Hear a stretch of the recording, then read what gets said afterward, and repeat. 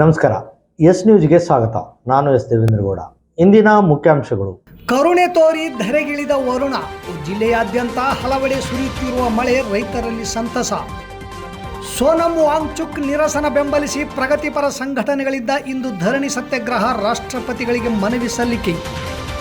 SIR Sindhanur 70% ಪ್ರಗತಿ, ರಾಜ್ಯದಲ್ಲಿ 40% ಪ್ರಗತಿಯಾಗಿದೆ. ಗುಂಡಾ ದೇವಸ್ಥಾನ ಹಣದ ಗಲಾಟೆ, ಗಾಯ, ಆಸ್ಪತ್ರೆಗೆ ದಾಖಲು, ಪೊಲೀಸರಿಂದ ಮಾಹಿತಿ ಸಂಗ್ರಹ.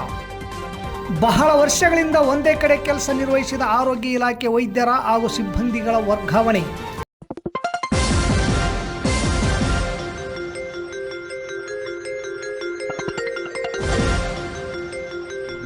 ಎಸ್ ನ್ಯೂಸ್, ಇದು ನಿಮ್ಮ ಧ್ವನಿ. ವಾರ್ತೆಗಳ ವಿವರ. ಮುಂಗಾರಿನಲ್ಲಿ ವರುಣ ಕೊನೆಗೂ ಧರೆಗಿಳಿದಿದ್ದಾನೆ. ರಾಯಚೂರು ನಗರ, ಸಿಂಧನೂರು, ದೇವದುರ್ಗ ತಾಲೂಕಿನ ಹಲವೆಡೆ ಭರ್ಜರಿ ಮಳೆಯಾಗುತ್ತಿದೆ. ಮಳೆ ಬರುವಿಕೆಗಾಗಿ ಕಾದು ಕುಳಿತಿದ್ದ ರೈತನ ಮುಖದಲ್ಲಿ ಮಂದಹಾಸ ಮೂಡಿದೆ. ಮಳೆಗಾಗಿ ಎಲ್ಲೆಡೆ ಪೂಜೆ, ಪುರಸ್ಕಾರ, ಹೋಮ, ಹವನ, ಸಪ್ತಭಜನೆಗಳು ನಡೆದಿದ್ದವು. ರೈತರ ಪ್ರಾರ್ಥನೆಗೆ ಮಳೆರಾಯ ಕೊನೆಗೂ ಸ್ಪಂದಿಸಿದ್ದಾನೆ. ಧರೆಗಿಳಿಯುವ ಮೂಲಕ ರೈತರ ಮೊಗದಲ್ಲಿ ಮಂದಹಾಸ ಮೂಡುವಂತೆ ಮಾಡಿದ್ದಾನೆ. ಕಳೆದ 1.5 ತಿಂಗಳಿಂದ ಜಿಲ್ಲೆಯ ಹಲವೆಡೆ ಮಳೆ ಬಂದಿರಲಿಲ್ಲ. ವರುಣನ ಅವಕೃಪೆಯಿಂದಾಗಿ ಬಿತ್ತನೆ ಮಾಡಿದ್ದ ಹತ್ತಿ, ಭತ್ತ, ತೊಗರಿ ಬೆಳೆಗಳು ಒಣಗುವ ಹಂತದಲ್ಲಿದ್ದವು. ಬೆಳೆಗಳು ಮುಂಗಾರು ಕೊರತೆಯಿಂದ ಬಾಡಿ ಬಸ ಉಳಿದಿದ್ದವು. ಹಲವೆಡೆ ರೈತರು ತಮ್ಮ ಬೆಳೆಗಳಿಗೆ ಟ್ಯಾಂಕರ್ ನೀರು ಪೂರೈಸಿದ್ದರು, ಕೊಡಗಳಿಂದ ನೀರುಣಿಸಿದ್ದರು. ಇನ್ನು ಹಲವೆಡೆ ಮಳೆ ಬಾರದ ಕಾರಣ ಬೆಳೆಗಳನ್ನು ಕೆಡಿಸಿ ಕುಂಟೆ ಹೊಡೆದು ಮಳೆಗಾಗಿ ಕಣ್ಣೀರಿಟ್ಟಿದ್ದರು. ದಿನನಿತ್ಯವೂ ಮಳೆ ಬರಲೆಂಬುದೊಂದೇ ಪ್ರಾರ್ಥನೆ ರೈತರಲ್ಲಿತ್ತು. ಮುಂಗಾರು ಆರಂಭದಿಂದಿನಿಂದ ಮಳೆಯೇ ಬಾರದ ಹಿನ್ನೆಲೆಯಲ್ಲಿ ಈ ಬಾರಿ ಮುಂಗಾರು ಸಂಪೂರ್ಣ ಕೈಕೊಟ್ಟಿತು ಎಂದೇ ಭಾವಿಸಲಾಗಿತ್ತು. ಆದರೆ ವರುಣರಾಯ ಕಡೆಗೂ ಧರೆಗೆ ಆಗಮಿಸಿರುವುದು ರೈತರಲ್ಲಿ ಹರ್ಷ ನೂರ್ಮಡಿಗೊಳಿಸಿದೆ. ರಾಯಚೂರು ನಗರದಲ್ಲಿ ಅರ್ಧ ಗಂಟೆಯಿಂದಲೂ ಬಿರುಸಿನ ಮಳೆಯಾಗುತ್ತಿದೆ.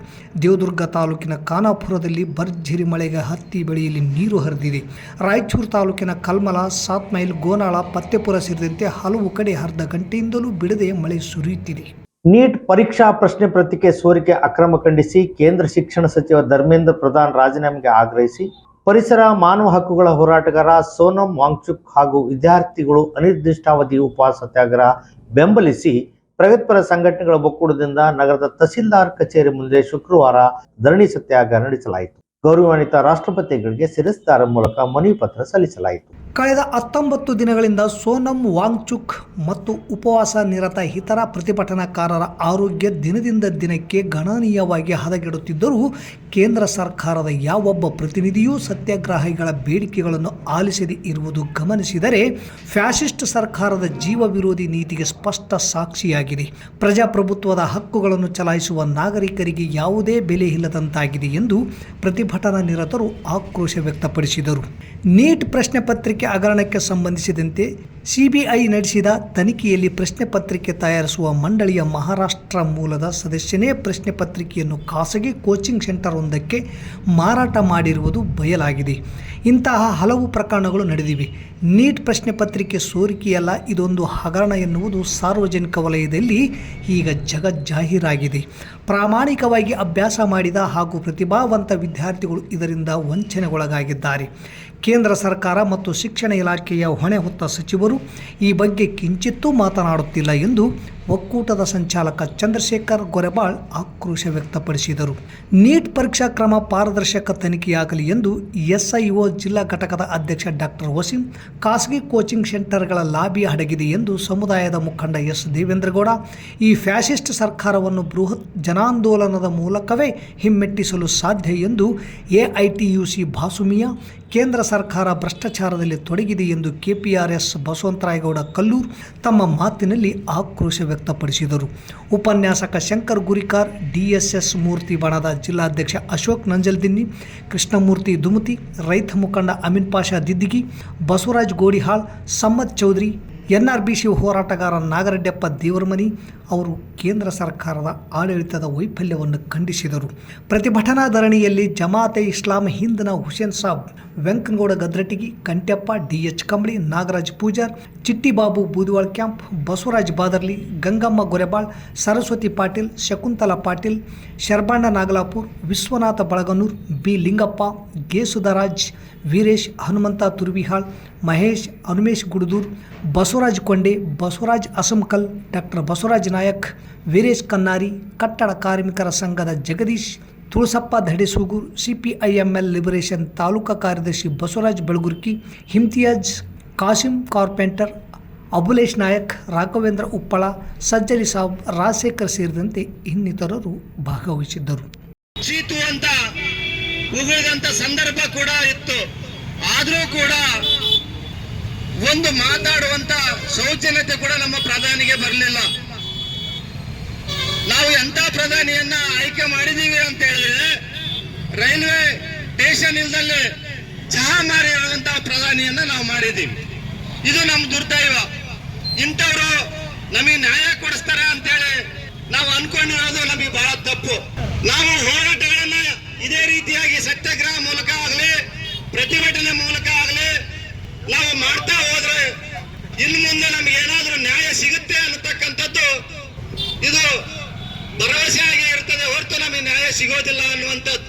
ಇನ್ಮೇಲೆ ನಾವು ಏನಾದ್ರೂ ಹೋರಾಟವನ್ನ ಮಾಡಬೇಕಾದ್ರೆ, ಇನ್ಮೇಲೆ ಏನಾದ್ರೂ ನಾವು ಸರ್ಕಾರಕ್ಕೆ ಎಚ್ಚರಿಕೆಯನ್ನ ಕೊಡಬೇಕಾದ್ರೆ, ಇವತ್ತೇನು ಬಿಡದಿಯಲ್ಲಿ ನಮ್ಮ ರೈತ ಮಹಿಳೆಯರೇನು ಪರಕೆ ತಗೊಂಡ್ರಲ್ಲ, ಹಿಂದೆ ಬ್ರಿಟಿಷ್ ಕಾಲದಲ್ಲಿ ನಮ್ಮ ಒಣಕೆ ತಗೊಂಡು ಸೈನಿಕರನ್ನ ಹೊಡೆದ ರೀತಿಯಲ್ಲಿ ಇವತ್ತು ಬಿಡದಿಯಲ್ಲಿ ಅಧಿಕಾರಿಗಳನ್ನ ಅಟ್ಟಾಡಿಸಿ ಹೊಡೆದಂತ ಸನ್ನಿವೇಶ ಏನಿದೆ, ಈ ರೀತಿಯಾದಂತ ಸನ್ನಿವೇಶ ಇಡೀ ದೇಶದಲ್ಲಿ ಸೃಷ್ಟಿಯಾದಾಗ ಮಾತ್ರ ಇವರೆಲ್ಲರೂ ಕೂಡ ಮಾತು ಕೇಳ್ತಾರೆ.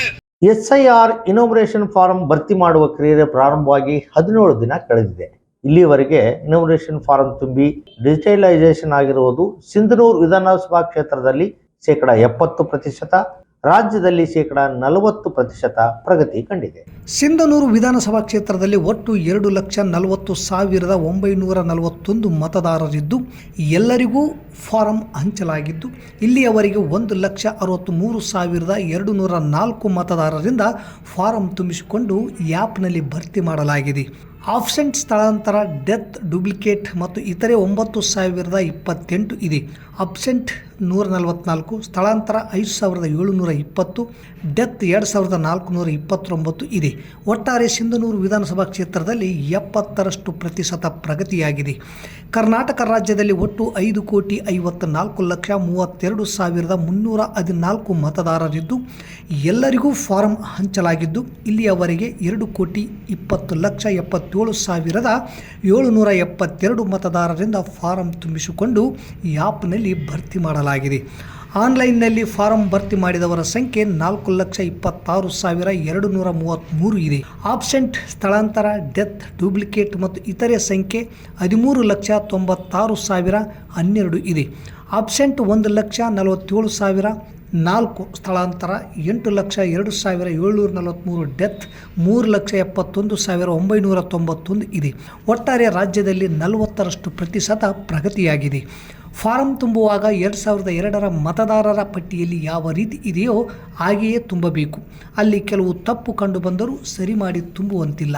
ಈ ಕ್ರಿಯೆ ಮುಗಿದ ನಂತರ ತಿದ್ದುಪಡಿಗೆ ಅವಕಾಶ ಇದೆ ಎಂದು ಚುನಾವಣಾ ಅಧಿಕಾರಿಗಳು ತಿಳಿಸಿದ್ದಾರೆ.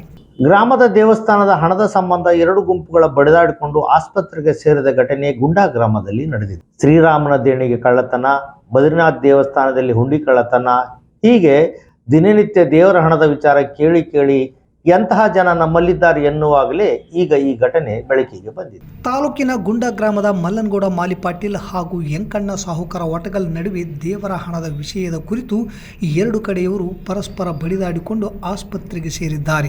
ಗ್ರಾಮದಲ್ಲಿರುವ ಶ್ರೀಶೈಲ ಮಲ್ಲಿಕಾರ್ಜುನ ದೇವಸ್ಥಾನ 2 ಲಕ್ಷ ಹಣವನ್ನು ಯಂಕಣ್ಣ ಸಾಹುಕಾರ ವಟಗಲ್ ತನ್ನ ಬಳಿ ಇಟ್ಟುಕೊಂಡಿದ್ದ. ದೇವಸ್ಥಾನ ಹಣ ಕೊಡುವಂತೆ ಮಲ್ಲನಗೌಡ ಪಾಟೀಲ್ ಕೇಳಿದಾಗ ಪರಸ್ಪರ ಮಾತಿಗೆ ಮಾತು ಬೆಳೆದು ಗಲಾಟೆಯಾಗಿದೆ. ಗ್ರಾಮದಲ್ಲಿ ರಸ್ತೆ ಕಾಮಗಾರಿ ನಡೆಯುತ್ತಿದ್ದು ಇದರಿಂದ ಮಲ್ಲನಗೌಡ ಮನೆ ಹಾಗೂ ದೇವಸ್ಥಾನದ ಕಟ್ಟಡ ಕಟ್ಟಿಂಗ್ ಆಗುತ್ತದೆ. ದೇವಸ್ಥಾನ ಕಟ್ಟಿಂಗ್ ಆದರೆ ನಾನು ಕಟ್ಟಿಸಿಕೊಡುವುದಾಗಿ ಯಂಕಣ್ಣ ಸಾಹುಕಾರ ಹೇಳಿದಾಗ ಕಳೆದ ವರ್ಷದ ದೇವಸ್ಥಾನದ 2 ಲಕ್ಷ ಹಣ ಇನ್ನೂ ಕೊಟ್ಟಿಲ್ಲ, ದೇವಸ್ಥಾನ ನೀನು ಕಟ್ಟಿಸ್ತೀನಿ ಎಂದರೆ ನಂಬಲು ಸಾಧ್ಯವಿಲ್ಲ ಎಂದು ಮಲ್ಲನಗೌಡ ಹೇಳಿದ್ದಾನೆ. ಇಬ್ಬರ ನಡುವೆ ಮಾತಿಗೆ ಮಾತು ಬೆಳೆದು ಜಗಳ ವಿಕೋಪಕ್ಕೆ ಹೋಗಿ ಇಬ್ಬರ ಬೆಂಬಲಿಗರು ಬಡಿದಾಡಿಕೊಂಡಿದ್ದು ಗಲಾಟೆಯಲ್ಲಿ ಯಂಕಣ್ಣ ಸಾಹುಕಾರ್ ಹಾಗೂ ಮಲ್ಲನಗೌಡ ಕಡೆಯವರಿಗೆ ಗಾಯಗಳಾಗಿದ್ದು ಎಲ್ಲರೂ ತುರುವಿಹಾಳ್ ಸರ್ಕಾರಿ ಆಸ್ಪತ್ರೆಗೆ ದಾಖಲಾಗಿ ಚಿಕಿತ್ಸೆ ಪಡೆಯುತ್ತಿದ್ದಾರೆ. ಘಟನೆಯ ಬಗ್ಗೆ ಮಾಹಿತಿ ಬಂದ ಮೇಲೆ ಚಂದ್ರಶೇಖರ್ ಜಿ ನಾಯಕ್ ತುರ್ವಿಹಾಳ ಪೊಲೀಸ್ ಠಾಣೆಯ PSI ಸುಜಾತಾ ನಾಯಕ್ ಗುಂಡ ಗ್ರಾಮಕ್ಕೆ ಭೇಟಿ ನೀಡಿ ಘಟನೆ ಸಂಬಂಧ ಮಾಹಿತಿ ಪಡೆದುಕೊಂಡು ಬಂದಿದ್ದು, ಪೊಲೀಸರಿಂದ 107 ಕಲಂ ಅಡಿ ಕೇಸ್ ದಾಖಲೆಯಾಗಿದ್ದು, ಉಳಿದಂತೆ 2 ಕಡೆಯವರಿಂದ ಘಟನೆ ಸಂಬಂಧಿಸಿದಂತೆ ಇಲ್ಲಿಯವರೆಗೆ ಯಾರೂ ಕೂಡ ದೂರು ನೀಡದೇ ಇರುವುದು ತಿಳಿದು ಬಂದಿದೆ. 10 ವರ್ಷಗಳ ಕಾಲ ಒಂದೇ ಸ್ಥಳದಲ್ಲಿ ಕರ್ತವ್ಯ ನಿರ್ವಹಿಸಿದ ವೈದ್ಯರು ಹಾಗೂ ಸಿಬ್ಬಂದಿಗಳನ್ನು ಸರ್ಕಾರ ವರ್ಗಾವಣೆ ಮಾಡಿ ಆದೇಶ ಮಾಡಿದೆ. ಇದರಿಂದ ಕೆಲವರಿಗೆ ಖುಷಿ ಆದರೆ ಇನ್ನು ಕೆಲವರು ಸ್ಥಳ ಬಿಟ್ಟು ಹೋಗುವ ಮನಸ್ಸು ಇಲ್ಲದೆ ಇರುವುದು ಕಂಡುಬರುತ್ತಿದೆ. ಸಿಂಧನೂರು ತಾಲೂಕು ಸಾರ್ವಜನಿಕ ಆಸ್ಪತ್ರೆಯ ವೈದ್ಯರಾದ ಡಾಕ್ಟರ್ ಕೋನಿಕಾ ನಾಗರಾಜ್ ಕಾಟ್ವಾ ಅವರನ್ನು ತುರ್ವಿಹಾಳ ಸಮುದಾಯ ಆರೋಗ್ಯ ಕೇಂದ್ರಕ್ಕೆ ಮುದಗಲ್ ಆಸ್ಪತ್ರೆ ಕಚೇರಿ ಅಧೀಕ್ಷಕ ಹುಸೇನಪ್ಪರನ್ನು ಕವಿತಾಳಗೆ ವರ್ಗಾವಣೆ ಮಾಡಲಾಗಿದೆ. ತಾಲೂಕು ಸಾರ್ವಜನಿಕ ಆಸ್ಪತ್ರೆ ಕಿರಿಯ ಪ್ರಯೋಗಶಾಲಾ ತಂತ್ರಜ್ಞಾನ ಅಧಿಕಾರಿ ರೇಣುಕಮ್ಮ ಹನುಮನಗೌಡರನ್ನು ಹಾರಾಪುರ ಸರ್ಕಾರಿ ಆಸ್ಪತ್ರೆಗೆ, ಹನುಮಂತ ರೆಡ್ಡಿ ಹಾಗೂ ಮಮತಾರನ್ನು ತುರ್ವಿಹಾಳ್ ಆಸ್ಪತ್ರೆಗೆ, ತಾಯಿ ಮತ್ತು ಮಕ್ಕಳ ಆಸ್ಪತ್ರೆ FDC ಸುಧಾರಣೆಗೆ ಮುಂಬಡ್ತಿ ನೀಡಿ DHO ಕಚೇರಿಗೆ ವರ್ಗಾವಣೆ ಮಾಡಲಾಗಿದೆ. ತಾಲೂಕಿನ ಗಾಂಧಿನಗರ ಆಸ್ಪತ್ರೆಯಿಂದ ಸೈಯದ್ ಮನ್ಸೂರ್ ಹುಸೇನರನ್ನು ಪಾಪರಾವ್ ಕ್ಯಾಂಪ್ ಆಸ್ಪತ್ರೆಗೆ, ತಾಲೂಕಾ ಆಸ್ಪತ್ರೆಯ FDC ಅಡವಿಕಾಂತ್ಗೆ ಗಾಂಧಿನಗರ ಆಸ್ಪತ್ರೆಗೆ ವರ್ಗಾವಣೆ ಮಾಡಲಾಗಿದೆ. ಸಿಂಧನೂರು ಆಸ್ಪತ್ರೆಯ ಹಿರಿಯ ಔಷಧ ವಿತರಕರಾದ ಶಶಿಧರ್ಗೆ ಲಿಂಗ್ಸ್ಗೂರ್ ತಾಲೂಕು ಸಾರ್ವಜನಿಕ ಆಸ್ಪತ್ರೆಗೆ, ಕಿರಿಯ ಔಷಧಿ ವಿತರಕರಾದ ಅನಿತಾ ಅವರನ್ನು ಸಿಂಧನೂರು ನಗರದ ತಾಯಿ ಮತ್ತು ಮಕ್ಕಳ ಆಸ್ಪತ್ರೆಗೆ ವರ್ಗಾವಣೆಯಾಗಿದೆ. ನಿಯಮ ಪ್ರಕಾರ ಕೌನ್ಸಿಲಿಂಗ್ ನಡೆದಿಲ್ಲ, ಪಾರದರ್ಶಕವಾಗಿ ನಡೆದಿಲ್ಲ, ಅನ್ಯಾಯವಾಗಿದೆ. ಇದರಿಂದ ಕೆಲವರಿಗೆ ಅನುಕೂಲವಾದರೆ ಇನ್ನು ಕೆಲವರಿಗೆ ಅನ್ಯಾಯವಾಗಿದೆ. ಇದನ್ನು ಸರಿಪಡಿಸುವ ಮೂಲಕ ನಮಗೆ ನ್ಯಾಯ ಒದಗಿಸುವಂತೆ ನಾವು ದೂರು ನೀಡಿದ್ದೇವೆ ಎಂದು ಹೆಸರು ಬಹಿರಂಗಪಡಿಸದ ಕೆಲ ನೌಕರರು ತಮ್ಮ ಅಳಲನ್ನು ತೋಡಿಕೊಂಡರು. ನೂತನ ಜಿಲ್ಲಾ ಆರೋಗ್ಯ ಮತ್ತು ಕುಟುಂಬ ಕಲ್ಯಾಣ ಇಲಾಖೆಯ ಅಧಿಕಾರಿಯಾಗಿ ಡಾಕ್ಟರ್ ನಂದಿತಾ MN ನಾಯಕ್ ಅಧಿಕಾರ ಸ್ವೀಕಾರ ಮಾಡಿದರು. ಇಂದಿನ DHO ಡಾಕ್ಟರ್ ಸುರೇಂದ್ರ ಬಾಬು ಅವರಿಗೆ ತರಬೇತಿ ಸಂಸ್ಥೆಯ ಪ್ರಾಚಾರ್ಯರನ್ನಾಗಿ ಸರ್ಕಾರ ವರ್ಗಾವಣೆ ಮಾಡಿದೆ. ಇಲ್ಲಿಗೆ ವಾರ್ತಾ ಪ್ರಸಾರ ಮುಕ್ತಾಯವಾಯಿತು. ನಿರಂತರ ಸುದ್ದಿಗಾಗಿ ವೀಕ್ಷಿಸಿ S ನ್ಯೂಸ್. ಇದು ನಿಮ್ಮ ಧ್ವನಿ. ನಮಸ್ಕಾರ.